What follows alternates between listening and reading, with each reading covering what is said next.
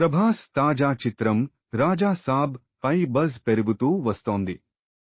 దానికి తోడు నార్త్ లో హారర్ కామెడీ చిత్రాలు క్లిక్ అవ్వటంతో అక్కడ కూడా మంచి బిజినెస్ అవుతోంది. అలాగే రీసెంట్ గా ఈ చిత్రం సంక్రాంతి లుక్ రిలీజ్ చేసి క్రేజ్ స్టార్ట్ అయ్యింది. అప్పటిదాకా ప్రభాస్, మారుతి కాంబినేషన్ ఏంటి అని పెదవి విరిచిన వాళ్లు ఒక్కసారిగా అలర్ట్ అయ్యారు. రాజా సాబ్ పోస్టర్లో డార్లింగ్ లుక్ ని చూసిన అభిమానులు ఈ సినిమాపై మరింత ఎక్స్పెక్టేషన్స్ పెంచుకుంటున్నారు. రాజా సాబ్ చిత్రం రజనీకాంత్ సూపర్ హిట్ చంద్రముఖి తరహాలో ఉండబోతోందిట. హారర్ కామెడీగా రూపొందే ఈ చిత్రం కథ, గెటప్ వంటి విషయాల్లో చంద్రముఖికు సంబంధం లేకుండా ఫార్మెట్ మాత్రం అలాగే ఉంటుందంటున్నారు.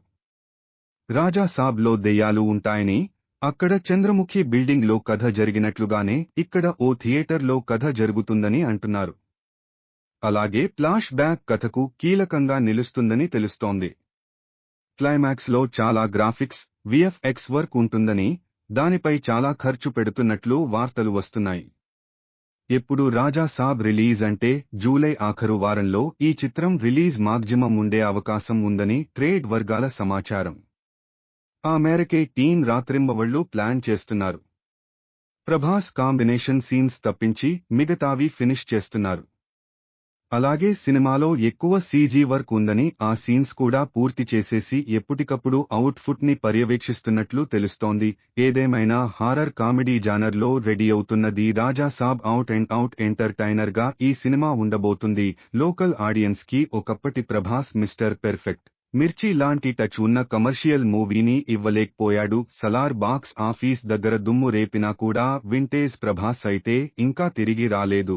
ఇలాంటి టైంలో మారుతి డైరెక్షన్లో ప్రభాస్ హీరోగా మూవీని అనౌన్స్ చేయగా శరవేగంగా షూటింగ్ జరుపుకుంటున్న ఈ సినిమా నుండి అఫీషియల్ గా వింటేజ్ లుక్ తో రావటం మాత్రం అదిరిపోయిందనే చెప్పాలి.